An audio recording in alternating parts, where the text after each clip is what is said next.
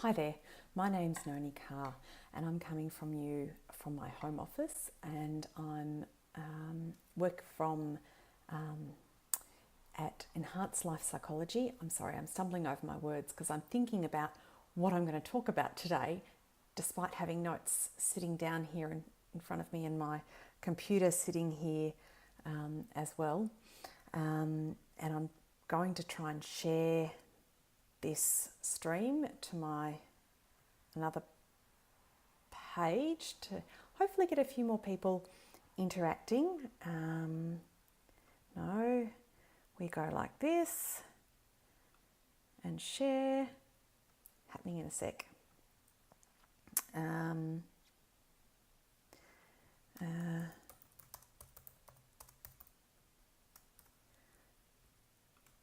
Okay, let's see what happens. So I'm wanting to come to talk to you about choices and mindset today, as my title suggests. Last week I posted up a series of articles on my website that were mainly focused at cyclists, and they were prompted by a couple of conversations I had with women who were relatively new to racing, and I decided that this would be helpful for them, but it might also prompt other people to have a look at it. Maybe they might take up racing, or they might take something from it. Reading back over it, I noticed that a lot of it is, I know to start with, a lot of it was focused very much on cycling, and it is, the concepts presented are absolutely applicable across the board to lots of various areas such as work and social life and involvement in other activities. But I wanted to talk a little bit more about how that might be applicable across the board. So I've posted a couple of things yesterday and today about choices, and that we are faced with multiple choices every day. Moment to moment we have a choice, and that might be, do I sit here and press start on my live stream, or do I look for more information, or do I go and scan my social media pages and just waste time? Or maybe the choice is, do I wake up? When I wake up, do I get up immediately, or do I press snooze?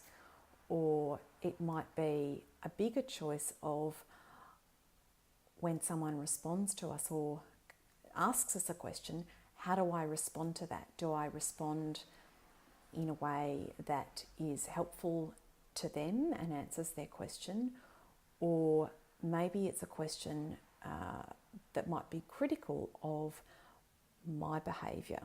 And so then I might actually have the choice to respond in a positive way, a helpful way, or I might want to or choose to respond in a way that is potentially unhelpful and might aggravate the situation.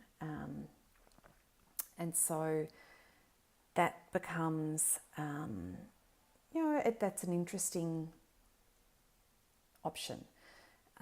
Well, not interesting, it's a challenging option to take, but sometimes we make these choices so quickly that we don't even realise that we were faced with a choice.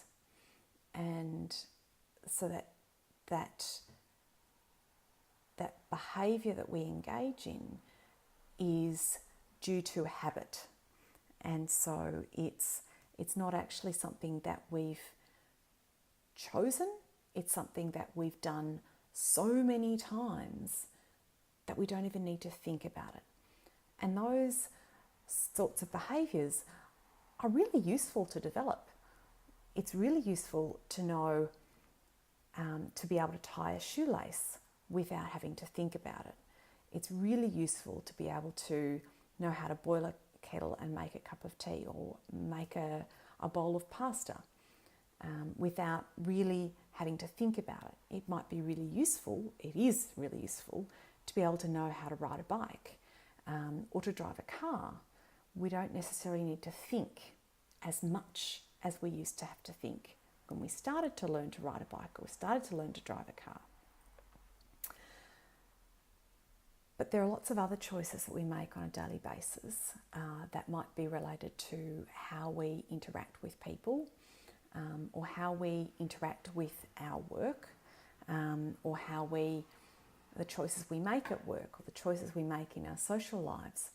And when we make these choices, they are very much impacted by our mindset. So our mindset is it's our attitudes and beliefs about ourselves, and about how we are, how we want to be, and how we want to behave. And how, it might be about our cognitive abilities, it might be about our sporting abilities, or it might be about our abilities at work to manage people or to negotiate things with people. So I think when we are able to take a step back and have a think about, what am I thinking about myself? What's my belief about how I am in relationship with other people, whether that's in your intimate relationship or with your friends or with your colleagues? So if we view ourselves in a way that we're not good at relationships, then that has an impact on how we behave. Or if we have our attitudes and beliefs around ourselves in social situations are such that I'm not good at talking to people, I can't do this, I don't like this. And these are also our internal dialogue that we're having with ourselves, or monologue. And this has an impact on how we then might choose to behave. But also the options that we see that are available to us.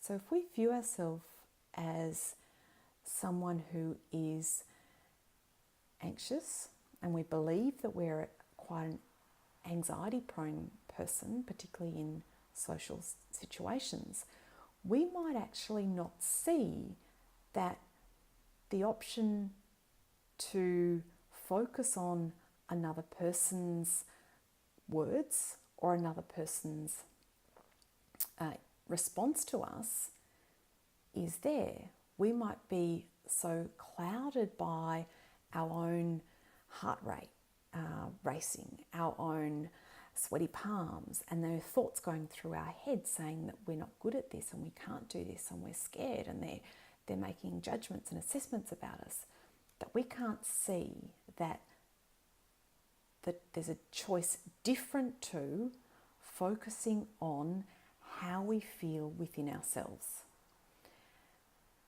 Because that is that mindset that we have when we walk into that social situation, that belief about ourselves in that social situation then has an impact on how we notice which choices we have available to us. Sometimes we only have 2 choices, but sometimes there's lots of choices. And trying to take a step back, and I know this is difficult, especially when we're already feeling anxious maybe in a social situation. It's difficult to take that step back and think about what other choices might be available to me. And so this is where it might be helpful for you to